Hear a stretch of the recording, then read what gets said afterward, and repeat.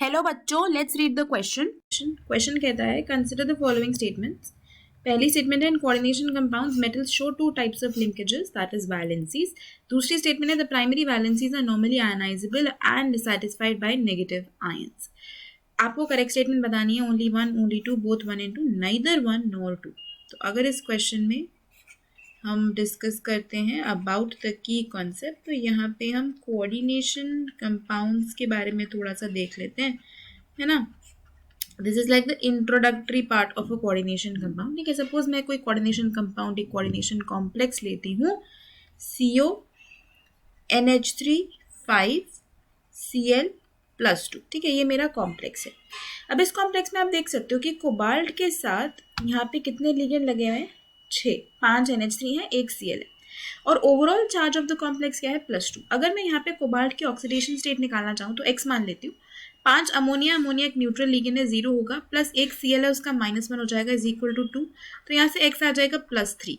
तो ये जो +3 हम यहाँ से निकाल रहे हैं ना, जो X लेके हम वैल्यू निकाल रहे हैं, that +3 will be known as the primary valency. ठीक है, इसको हम क्या बोलेंगे? प्राइमरी वैलेंसी बोलेंगे। और जितने लिगेंड्स इसके पास होंगे उसको हम बोलेंगे सेकेंडरी वैलेंसी। तो दो टाइप के लिंकेजेस होते हैं, एक होते हैं प्राइमरी, एक होता है सेकेंडरी। अगर हम बात करते हैं प्राइमरी लिंकेज की या प्राइमरी वैलेंसी की, so that is actually the ionic form basically, कि आपके जो आयनाइजेबल,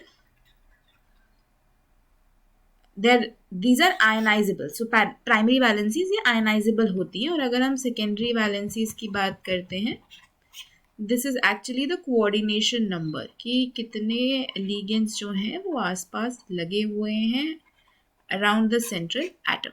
तो पहली स्टेटमेंट बिल्कुल ट्रू है। मेटल की दो तरीके की वैलेंसीज होती हैं कोऑर्डिनेशन कंपाउंड्स में। Primary valencies are ionizable and satisfied by negative ions रेस। ये +3 इसकी प्राइमरी वैलेंसी है, नेगेटिव आयन से सैटिस्फाई होगी।